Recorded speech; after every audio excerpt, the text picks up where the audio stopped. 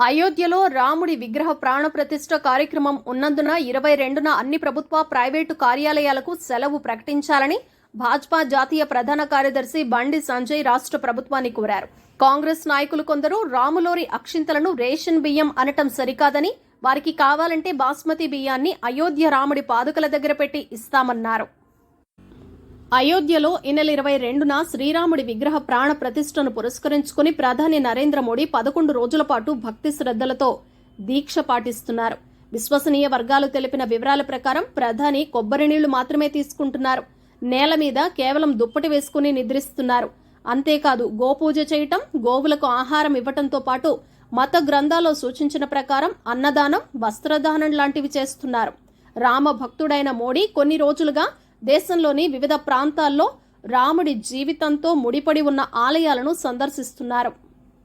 అయోధ్యలో రాముని విగ్రహ ప్రాణ ప్రతిష్ఠ దృష్ట్యా ఈ నెల 22న సెలవు ప్రకటిస్తూ మహారాష్ట్ర సర్కార్ ఉత్తర్వులు వెలువరించింది. అదేవిధంగా పుదుచ్చేరి ప్రభుత్వం సైతం ఆ రోజు సెలవు ప్రకటించింది. మధ్యప్రదేశ్, త్రిపుర, గుజరాత్ రాష్ట్రాలు సోమవారం మధ్యాహ్నం 2 గంటల 30 నిమిషాల వరకు సెలవు ఇస్తూ ఉత్తర్వులు జారీ చేశాయి.